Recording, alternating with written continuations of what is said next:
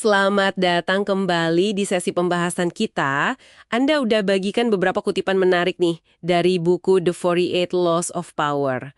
Kayaknya sumber ini isinya, penuh banget ya sama contoh sejarah dan pemikiran strategis soal dinamika kekuasaan. Ya, betul sekali. Banyak studi kasusnya. Nah, misi kita sekarang, kita mau coba gali beberapa ide utamanya. Terutama soal gimana sih penampilan sama reputasi itu bisa jadi alat yang kuat banget langsung dari teks yang ada di depan kita ini. Oke, siap ya? Mari kita bedal bareng. Siap. Mari kita lihat. Oke, salah satu hal yang langsung kelihatan menonjol dari kutipan ini, itu gagasan kalau kekuasaan seringkali melibatkan semacam permainan penampilan. Teksnya ada nyebut soal memakai banyak topeng. Terus gimana seni menipu itu, hampir kayak bagian yang nggak bisa dipisah dari interaksi manusia gitu ya. Bahkan ada disebut kalau kemampuan bohong ini membedain manusia dari hewan dan dianggap kayak keistimewaan dewa-dewi gitu dalam mitologi. Lumayan provokatif ya kedengerannya. Banget. Provokatif dan jujur ya. Dan yang menarik di sini tuh gimana teks ini ngebahas penipuan bukan semata-mata soal, wah ini jelek secara moral gitu ya. Tapi lebih kayak, ini tuh alat strategis, bisa jadi efektif banget. Alat strategis ya? Iya. Menurut sumber Anda ini, penipu-penipu ulung itu justru seringnya nggak tampil mencolok loh. Oh gitu. Mereka malah pakai penampilan yang biasa aja. Kadang cenderung, ya membosankan lah, biar targetnya lengah.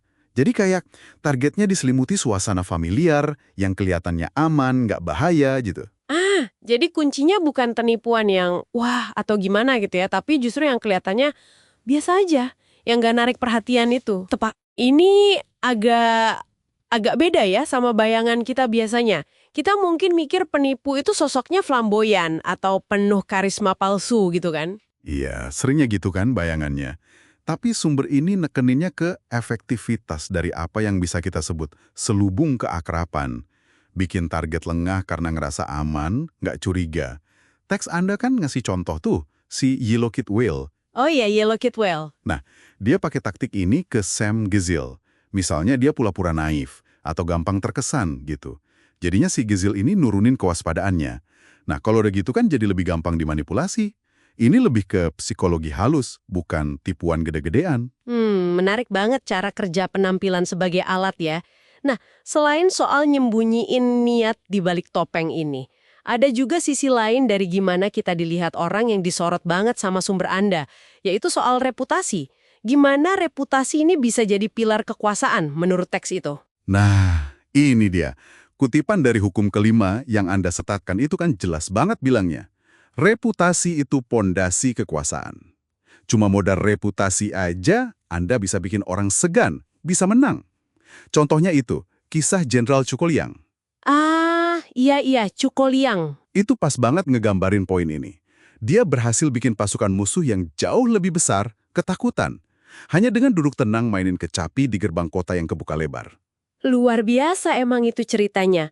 Musuh mundur bukan karena ngelihat kekuatan fisik ya, Bukan. tapi karena reputasi Liang sebagai ahli strategi yang licik itu bikin mereka, wah jangan-jangan ada jebakan nih, gitu kan? Persis.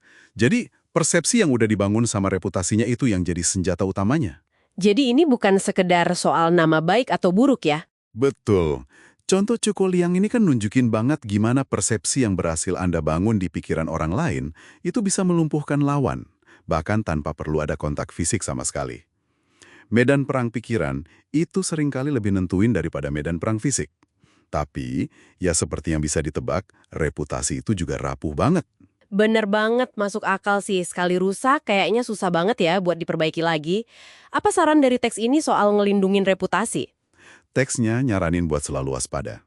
Lihat potensi serangan ke reputasi kita, terus sebisa mungkin gagalin sebelum nyebar luas. Tapi, ada sisi lain yang menarik nih. Kalau reputasi Anda udah terlanjur dikenal sebagai, katakanlah, licik atau penipu, teks ini malah ngasih strategi yang beda. Oh iya, gimana tuh? Kayak P.T. Barnum. Ingat kan, si Raja Sirkus dan ya tipu muslihat abad ke-19 itu. Oh, P.T. Barnum, iya.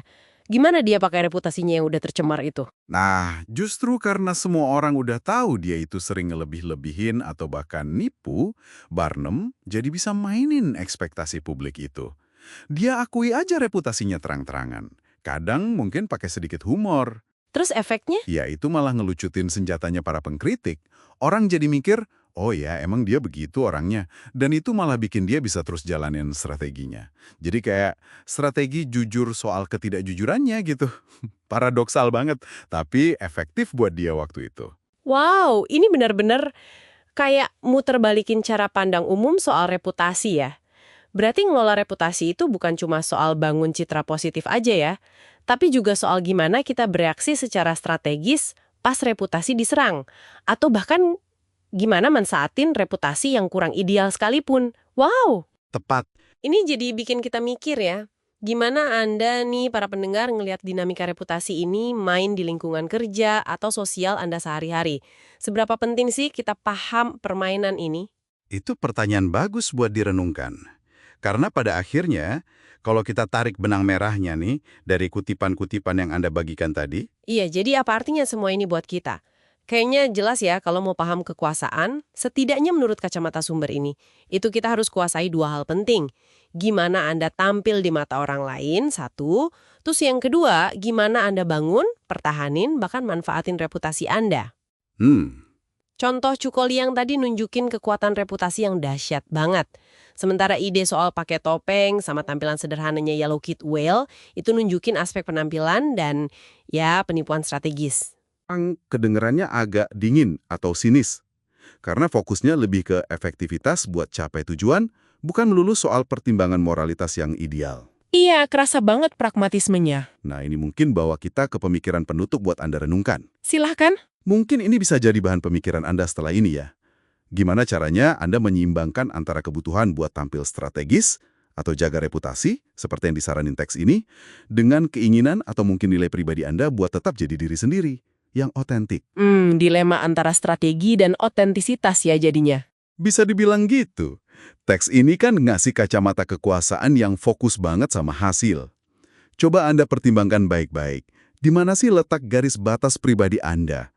Sejauh mana Anda mau menerapkan strategi penampilan atau reputasi ini buat mencapai apa yang Anda inginkan? Itu pertanyaan yang mungkin cuma Anda sendiri yang bisa jawab.